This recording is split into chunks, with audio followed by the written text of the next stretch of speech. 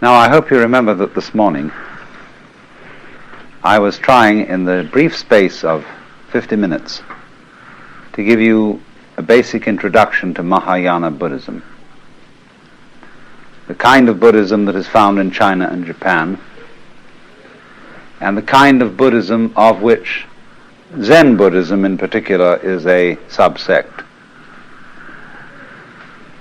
And we are rather particularly concerned with Zen, since it has had such a fundamental influence in the shaping of Japanese culture and the arts of Japan, and since we are in the course of this informal tour going to be visiting a good deal of Zen monasteries and seeing a great deal of Zen formed works of art, architecture, and so on.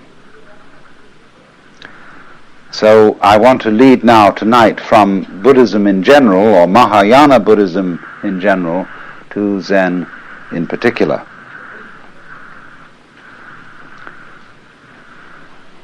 Now, the Zen plays a little game with you. Whenever anybody like myself or Dr. Suzuki talks about Zen, all the other people say, because they talk about it, they don't understand it. Those, in the words of Lao Tzu, who know do not say. Those who say do not know. And yet he said that. He wrote a book of several 80 chapters or so to explain the Tao and the De, its power, and nobody can help themselves. They've got to talk. Human beings are a bunch of chatterboxes. And when we've got something in our minds that we want to talk about, we talk. Now, poetry, though, is the great language, because poetry is the art of saying what can't be said.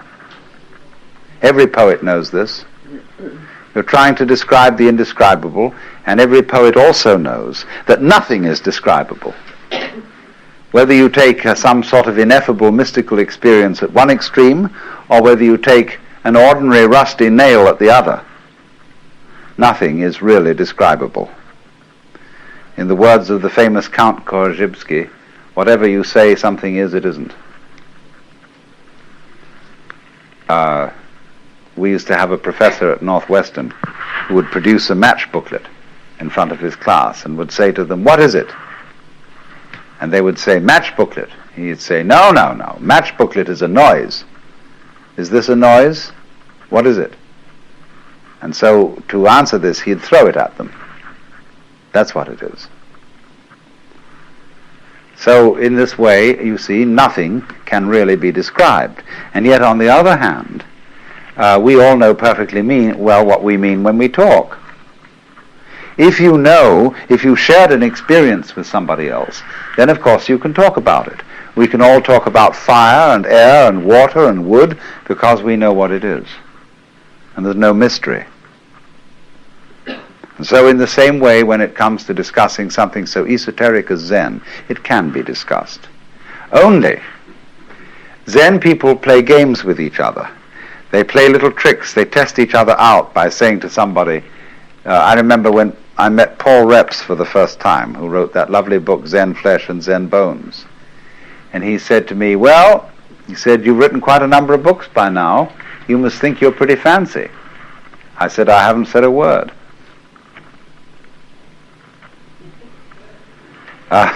This is simply a Zen game. And people sort of feel each other out. There's a poem which says, "When two Zen masters meet each other on the road, they need no introduction. Thieves recognize one another instantaneously."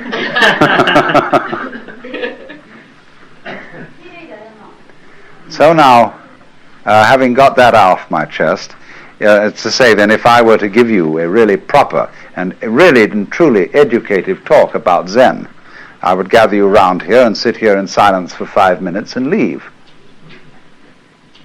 And in a way, this would be a much more direct exposition of it than what I'm going to do instead, which is talk about it. Only I have a feeling that you would feel that you were disappointed and somewhat cheated by this kind of behavior if I just left in 5 minutes silence. So then, this word Zen is Japanese way of pronouncing the Chinese word Chan, which in turn is the Chinese way of pronouncing the Sanskrit word jhana. And jhana is a very difficult word to translate into English, if not impossible. It's been called meditation. Meditation in English generally means sitting quietly and thinking about something, and that's not what Zen is.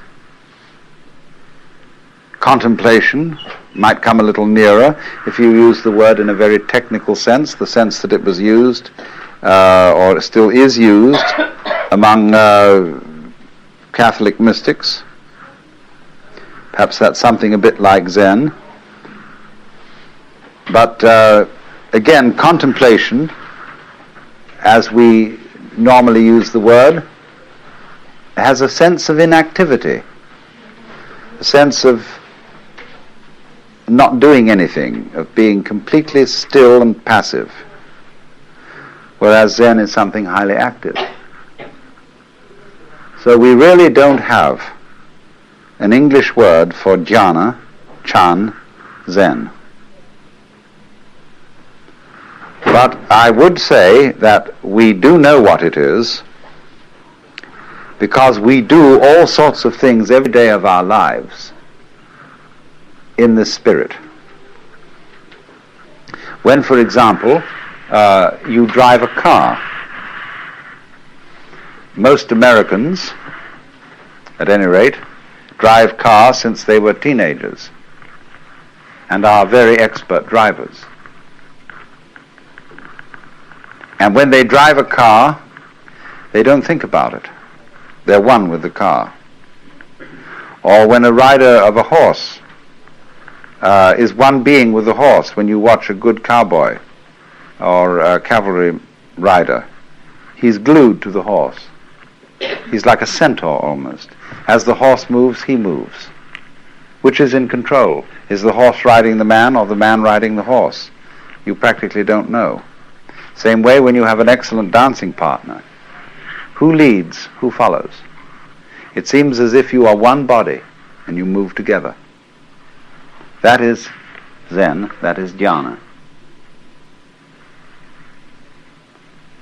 And so in a wider sense, when a person doesn't react to life,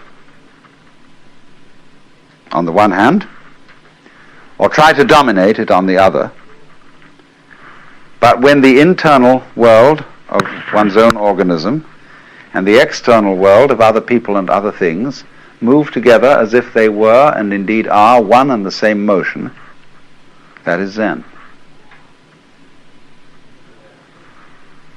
So you could say in a very, very simple way that the real concern of Zen is to realize, not merely to think, but to know in your bones that the inside world inside your skin and the outside world outside your skin, going out as far as anything can go into galaxies beyond galaxies, is all one world and all one being, one self, and you're it. And once you know that,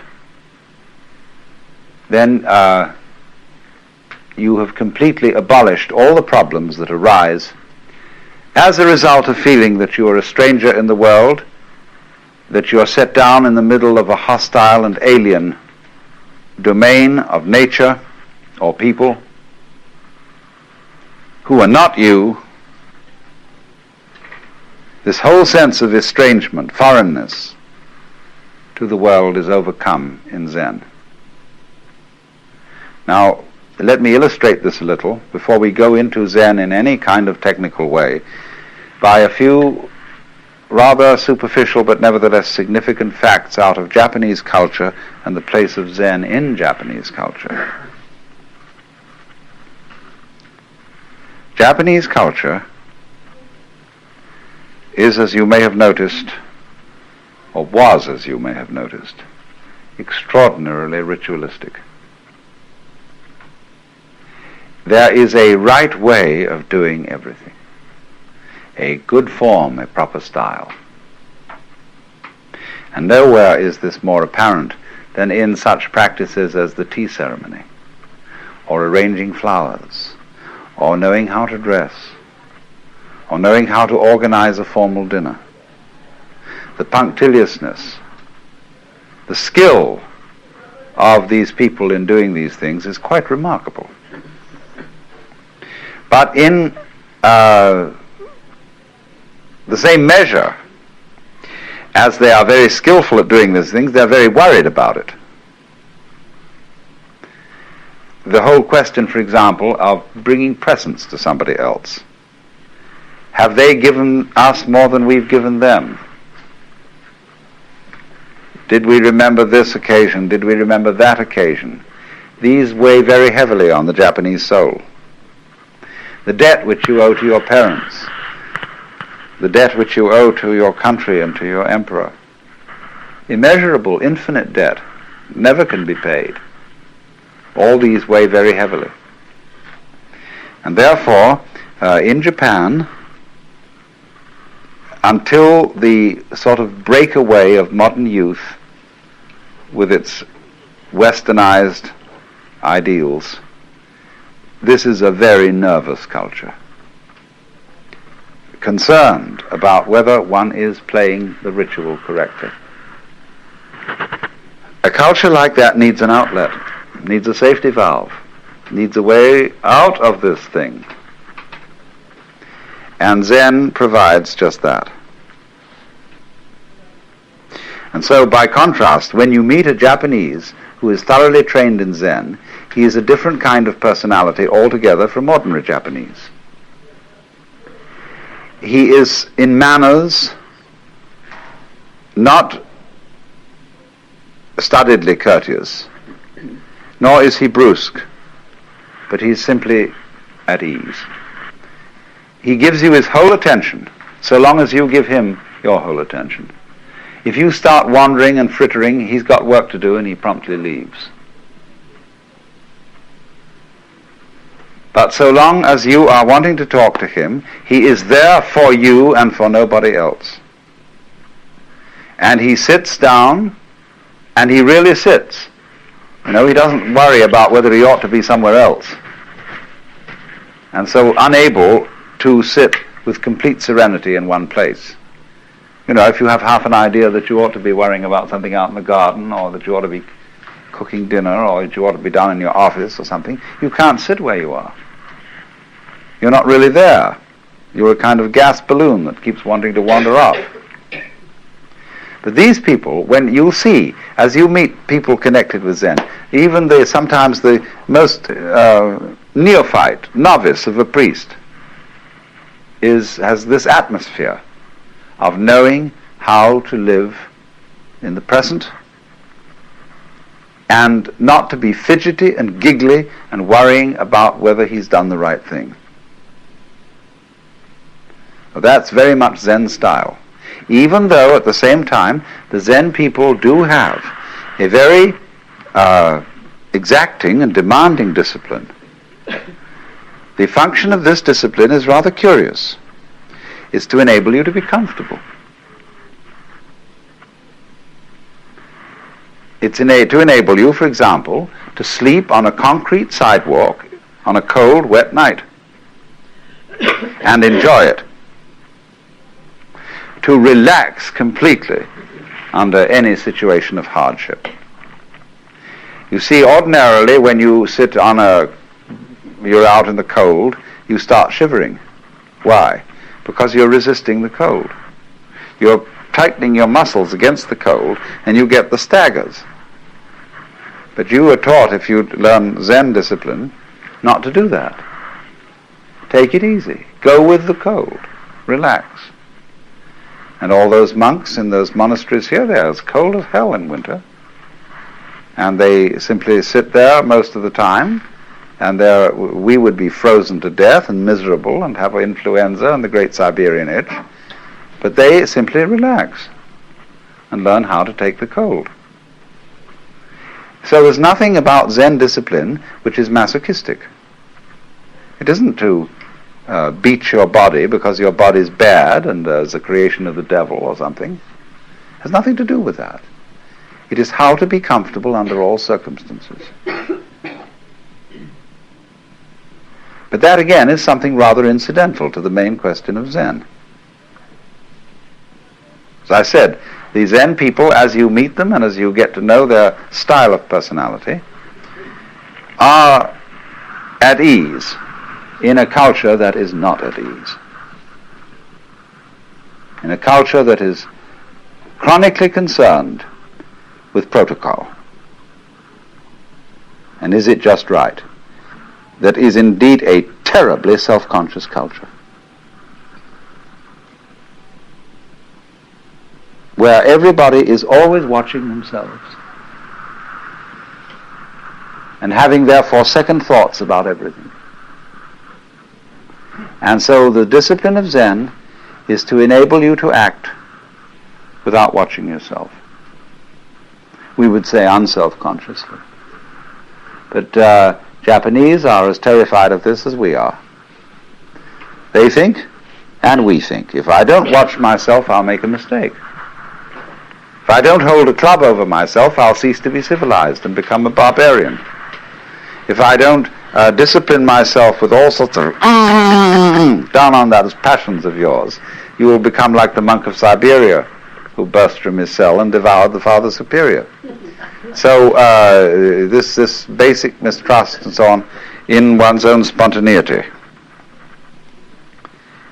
makes us wonder that if the Zen people are really spontaneous and they don't plan and premeditate and hold clubs over themselves, won't they become very, very dangerous people socially?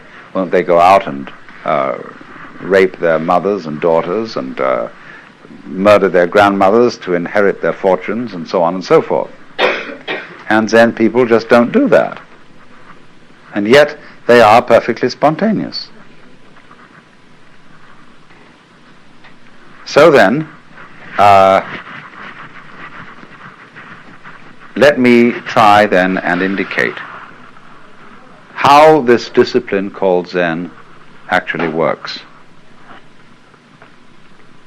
This will involve a little bit of letting the cat out of the bag, but can't be helped. Let's go back to what I told you was fundamental to Buddhism.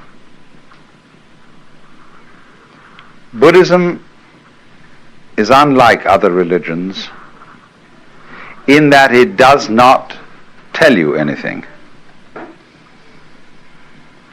It doesn't require you to believe in anything. Buddhism is a dialogue. And what are called the teachings of Buddhism are nothing more than the opening phrases or opening exchanges in the dialogue.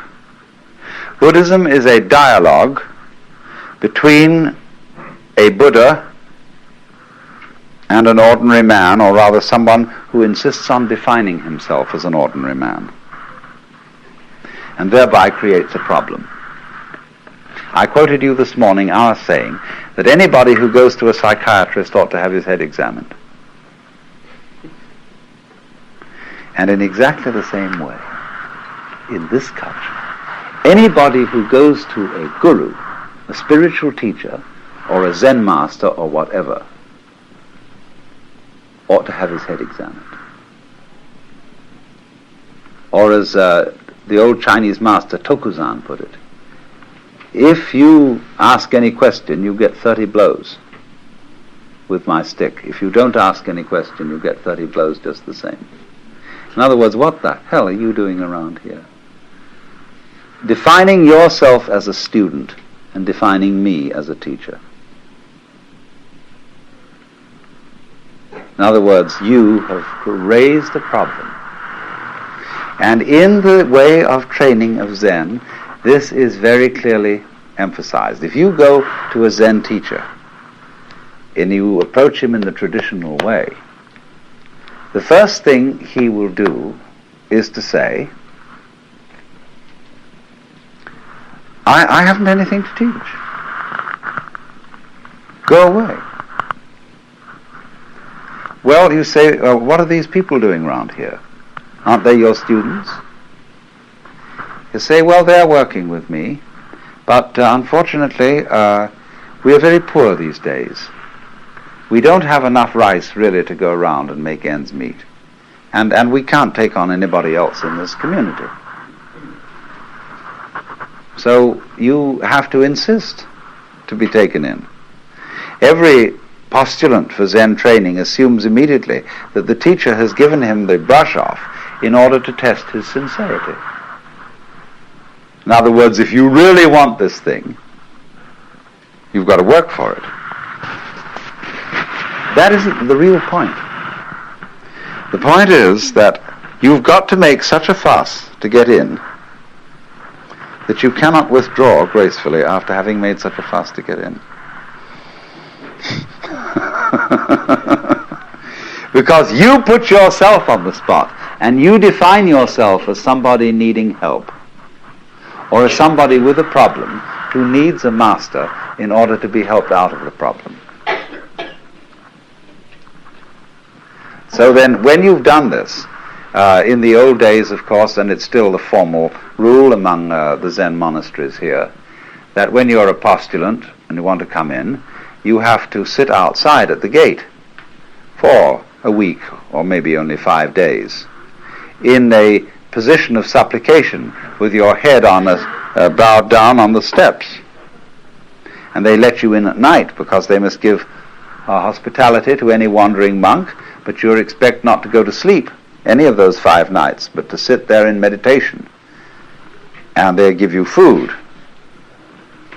But you sit and you sit and you sit there and you make a damn fool of yourself, saying, I insist on getting into this thing. I insist on learning. I want to know what the secret of this master here is.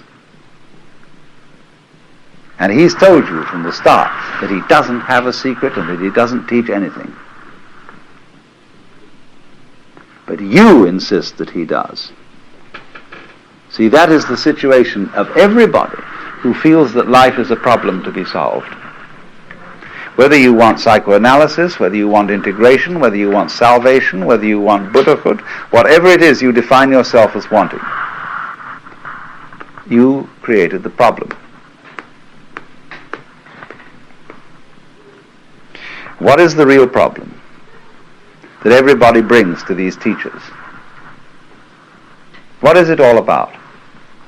It's basically this, isn't it? Teacher, I want to get one up on the universe.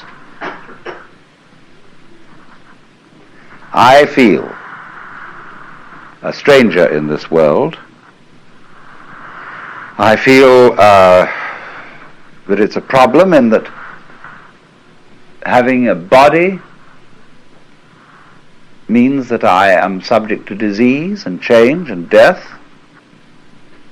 Having emotions and passions means that I am tormented by feelings which I can't help having, and yet it's not reasonable to act on those feelings without creating trouble. I feel trapped by this world, and so I want to get the better of it. And is there some wise man around who is a master of life and who can teach me to cope with all this? So that's what everybody's looking for in a teacher, the man who is the savior and who can show you how to cope with it. And the Zen teacher says, I don't have any answers. Nobody believes that, because he seems to be so competent. When you look at him, you can't believe that he has no answers. And yet that's the consistent teaching of Zen, that it has nothing to say and nothing to teach. A great Chinese master of the Tang dynasty, called Linji in Chinese or Rinzai in Japanese, said Zen is like using a yellow leaf to stop a child crying. A child is crying for gold, and the father takes an autumn leaf that's yellow and says, gold. Or he said it's like using an empty fist to deceive a child. See, you've got a closed fist, and you say to the child, what have I got here? And the child says, let me see. Oh, no, put your fist behind your back. And the child becomes more and more excited to know what the devil's in that fist. And fights and fights and fights, and finally is practically in tears. And then suddenly you finally open the fist and there's nothing inside. So in exactly the same way, the person who is under the impression that there is something that we ought to get. See, all this is dressed up in a big way. To be a Buddha, to know the answer, to finally solve the problem, to get the message, to get the word, or however you put it. In other words, to be in control of your fate and of the world. Would you like it? If you could have it? And so all these powers are projected upon the Zen master. He is a Buddha. He is a master of life. And if he is, the reason why he is that he has discovered the unreality of the whole problem. And so all these powers are projected upon the Zen master. He is a Buddha. He is a master of life. And if he is, the reason why he is that he has discovered the unreality of the whole problem. There is not life on the one hand and you on the other. It's all the same. But you see, you can't tell people that, and just by telling, get them to see it.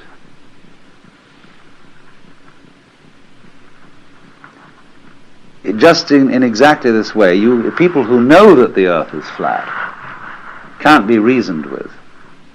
People who believe that the Bible is the literal word of God, absolutely impossible to reason with them at all, because they know it is so. So in the same way, we tend to know that we are all separate, poor little me, and that we are in need of salvation or something. And we know this is so. And so somebody says, well, you're not really that. You know that feeling of separateness is an illusion. Well, that's all very nice in theory, but I don't feel it. So what will you do? What will you do with a person who is convinced that the earth is flat? There's no way of reasoning with him. If it's for some reason important that he discover that the earth is round, you've got to play a game with him. You've got to play a trick on him. You tell him, great, the earth is flat. Let's go and look over the edge. Wouldn't that be fun? Of course, if we're going to look over the edge of the earth, we must be very, very careful that we don't go round in circles, or we'll never get to the edge. So we've got to go along consistently, along a certain line of latitude westwards. And then we're going to come to the edge of the earth, just so long as we're consistent. In other words, in order to convince a flat earthist that the world is round, you've got to make him act consistently on his own proposition and go consistently westwards to find the edge of the world. Now, at last, when by going consistently westwards, he comes back to the place where he started, he's been convinced that the earth is at least cylindrical. And he may believe you, then take it on faith that if he goes along a line of longitude, the same thing will happen. But you see, what you did was to make him persist in his folly. Now that's the whole method of Zen. To make people become perfect egotists. And so explode the illusion of the separate ego. So what happens? In effect then, in the discipline of Zen, when you finally convince the master that you are stupid enough to be accepted as a student, because you've persisted and because you've defined yourself as someone having a problem, he has warned you well in advance that he has nothing to teach. But he says, now I will ask you a question. There are many ways of asking this question, but they all boil down to one common theme, and that is, who are you? You say you have a problem. You say you would like to get out of the sufferings of life. You say you would like to get one up on the universe. I want to know who's asking this question. Show me you. And only they put it in such ways as, before your father and mother conceived you, what was your original nature? Questions like that.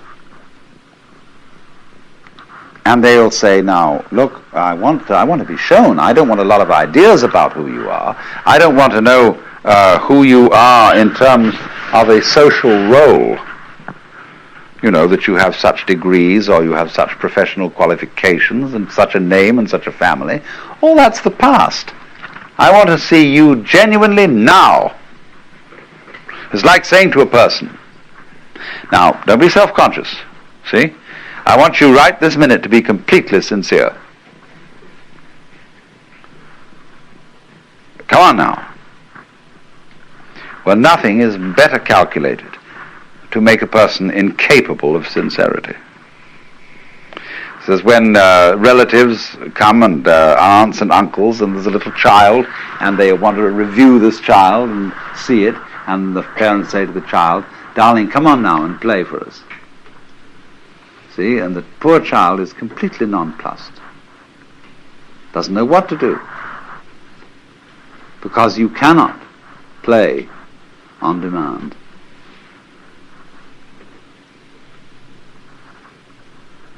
Now, what is the Zen teacher doing in saying to a person, you must answer this question by coming before me in fact, a rather formal situation, the kind of context in which a Zen master interviews his students is very formal. And there he sits, a sort of enthroned tiger. He's definitely, in this culture, a sensei, authority figure. And so he's the last kind of person you can be spontaneous with. Because you feel that he knows you through and through. And that, do you know, ever read that story of von Kleist about a man who has a fight with a bear?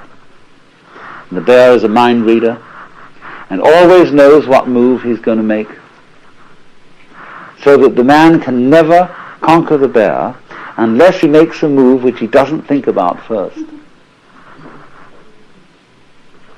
How will you do that? And they get the same feeling with relationship to a Zen master. You feel that he is absolutely aware of everything phony about you. That he reads you like a book, but that you can't find a way of being not phony. Think about this a little. You see, it's we can arrange a group session, and this is a little game that's being played by lots of people. It's a kind of psychotherapy. We can arrange a group session in which the gimmick is this, that when anybody says anything or does anything, the group or some section of the group challenges its sincerity and says, Why are you coming on so strong? Are you trying to dominate us? And you see, anything that you do can be interpreted in that way. Because the moment a group of people starts making comments on its own behavior, it is setting up a situation within the group which is analogous, say in a TV studio, to turning the camera on the monitor.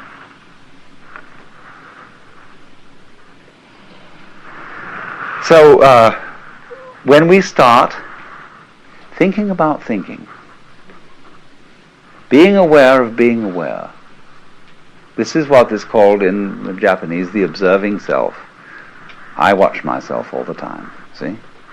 You're in a hopeless mess.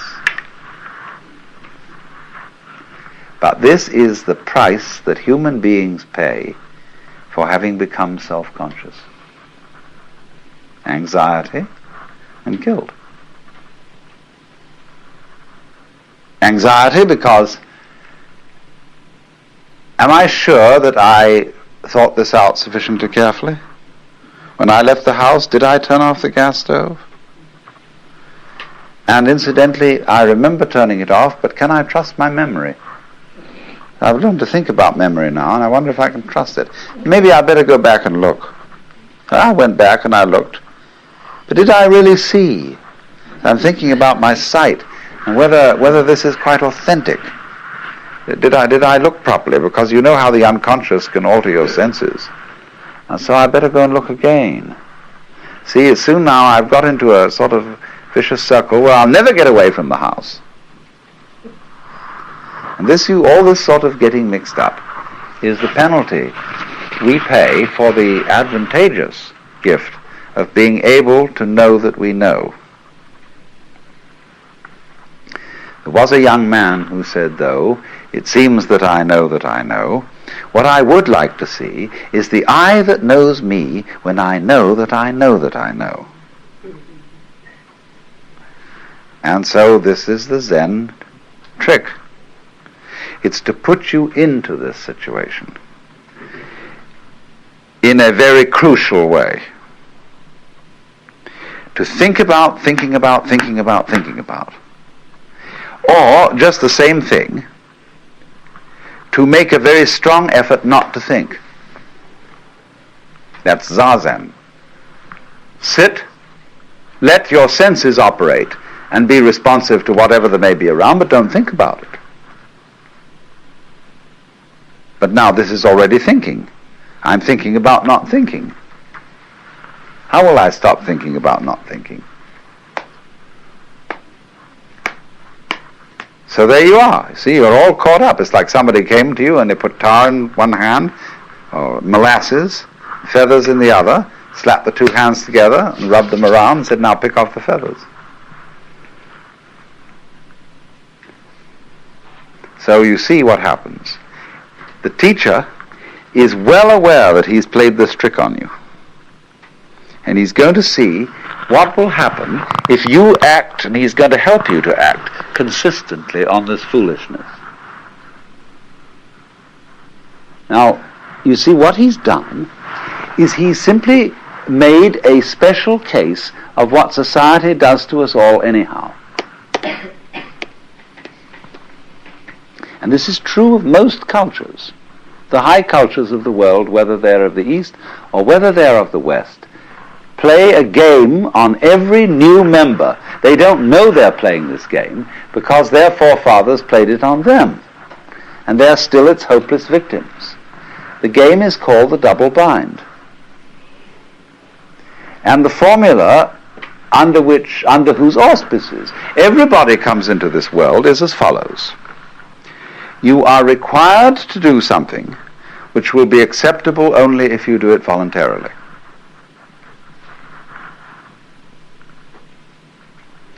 You must love me. You must go to sleep. You must be natural. You must be free. Listen to that. You must be free. Now what happens, you see? Society, the community into which every child enters, defines the child. We know who we are as other people react to us.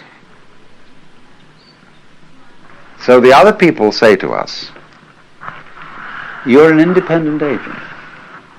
You're responsible. You are a freely acting individual. But this is a commandment. And we obey it because we can't help it. The child has no way of criticizing this or of seeing there's something phony about it. So the child has to be free because he is commanded to be so by the community. Now then, the community sets itself a problem. Having defined the child as an independent agent, and having got the child to believe that he's an independent agent because he isn't. In other words, he wouldn't believe this if he were independent. It then has trouble getting him to behave as the community wants him to behave. So they feel then there's something ornery about all children. They're born in original sin, and they're refractious and so on. Of course they are, because they've been defined in a self-contradictory way. So when the community says to a person, you must be free, or when we are in a family relationship in which the members of the family are saying to each other, you must love me, it's your duty to love me, what a bunch of rot. Supposing one day you get up and you say to your wife, darling, do you really love me? And she replies, well, I'm trying my very best to do so. Is that the answer you wanted? No. You wanted her to say, darling, I can't help loving you. I love you so much I could eat you. You don't want her to try to love you. But yet that is what you put on people in almost any marriage ceremony. That you shall love this person. Thou shalt love the Lord thy God. Thou shalt love thy neighbor as thyself. This is a double bind. And anybody who lives under the dominance of a double bind lives in a state of chronic frustration, because he is devoting his whole life to solving a meaningless, nonsensical problem. Let's take the double bind that is the deepest of all.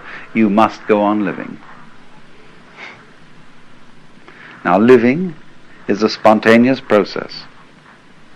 And to say to it, you must happen, is exactly the same thing as saying to any kind of creative artist, you must come through with the goods.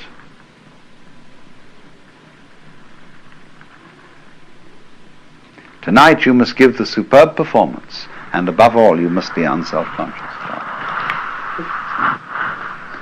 Well, this is being done to us all the time. And the object of the Zen discipline is that instead of doing this to people unconsciously, as parents do it and as teachers do it to children, and as the children's peers do it to their own peer members, in Zen the double bind is put on you deliberately, knowing how stupid it is. The teacher is well aware of everything he's doing and what tricks he's playing on you, because he has behind it all the compassionate intent of getting you into such a fierce double bind that you will see how stupid it is. So then, what happens is this. He gives you the double bind. Be genuine. I want to see you do something that is the real you. I had a friend who was studying Zen, and he was given some koan like this to work on. And when he was one day going for his interview, he walked through the garden that connected the Sodo or the monks' study quarters with the master's place, and there was a big bullfrog. Bullfrogs in this country are rather tame. People don't eat them. And so he swept up the bullfrog and dropped it into the sleeve of his kimono.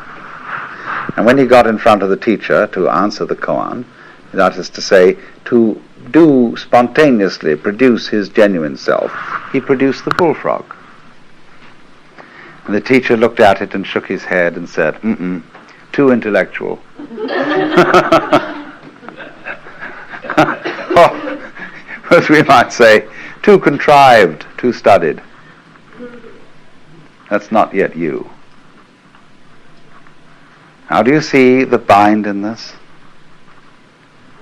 It's like being told that everything is all right at this moment so long as you don't think of a green elephant. So try not to think of a green elephant. See? Now, as he works at this, as he tries to produce the genuine you, the teacher really strings him out on this and makes him work and work and work over a period of many months, until he comes to the point of seeing this. There is nothing you can do to be genuine. The more you do, the phonier you are. But at the opposite extreme, there is nothing you can not do. That is to say, you cannot give up trying to be genuine. You can't relax, and be completely passive and say, well, let's forget about it. Let's think about practical matters and forget all these spiritual concerns. The moment you do that, your abandonment of trying is itself an insidious form of trying. For example, there's a very interesting Hindu teacher by the name of Krishnamurti that many of you may know about. And he tells people, that all their religious inquiry, their yoga practices, their reading religious books and so on, is nothing but a form of perpetuating one's egocentricity, but on a very refined and highbrow level. So he gets a kind of disciple who studiously avoids reading any kind of philosophical or edifying book. They are reduced to reading mystery stories. And they become devoted non-disciples. See, what a clever bind that is. It's the same as the Zen technique. You can't, in other words, let go of your... we've seen, my point was at the beginning, we saw that the way of Buddhism is to let go of yourself, to see that you live in a universe in which nothing can be grasped. Therefore, stop grasping. So here's the problem. I come and say to the teacher, teach me not to grasp. He'll say, why do you want to know? And he shows you that the reason why you want to stop grasping is that it's a new form of grasping. You feel that you will beat the game by being unattached. See, it's horrible to grieve when somebody you love dies. So maybe by being unattached to that person, I can avoid grief. Pretty cold, isn't it? Maybe, you see, by not having an ego, when life comes and bangs on me, if there's nobody there, it'll be all right. So that's why I want non-ego state. That's phony. All this is a new way of safeguarding and protecting the ego. So this is the way in which Buddhism is a dialogue. So you see, if you go back to fundamental primitive Buddhism, people say to the Buddha, I want to escape from suffering. It's a perfectly honest statement. All right? Realize that suffering is caused by desire. try not to desire. So the student goes away and tries to eliminate desires by controlling his mind and practicing yoga. Comes back to the teacher and says, it's pretty difficult. But I have managed at least to get rid of some desires. The teacher says to him, but you're still desiring to get rid of desire.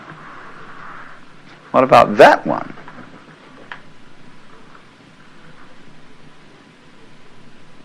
And then the student sees that if he tries to stop desiring to get rid of desire,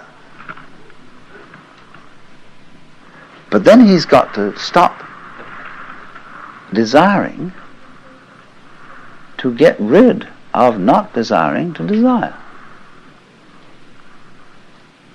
And suddenly he finds himself once more with molasses in one hand and feathers in the other, absolutely tied up in a vicious circle.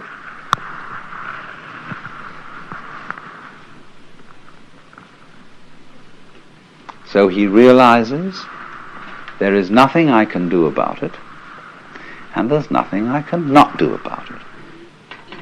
And this predicament in Zen is called a mosquito trying to bite an iron bull.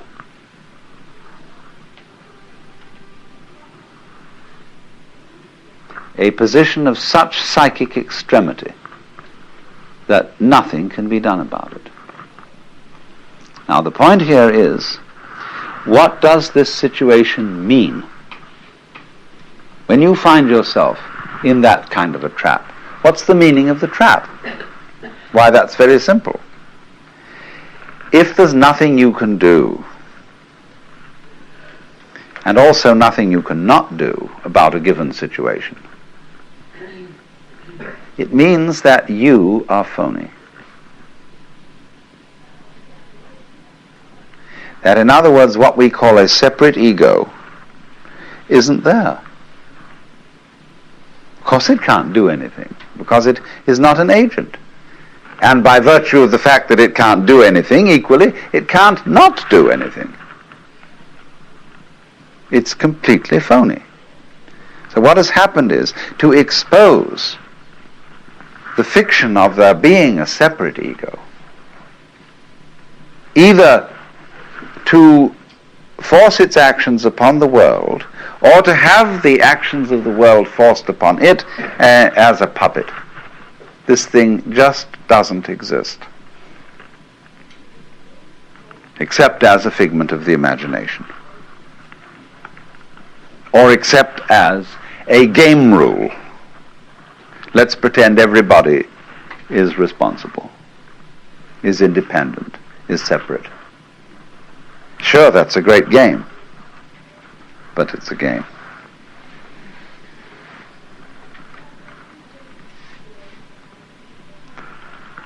And so, the whole object of this Zen dialogue between the teacher and the student is to carry that game of being the separate ego to its logical conclusion, to its reductio ad absurdum.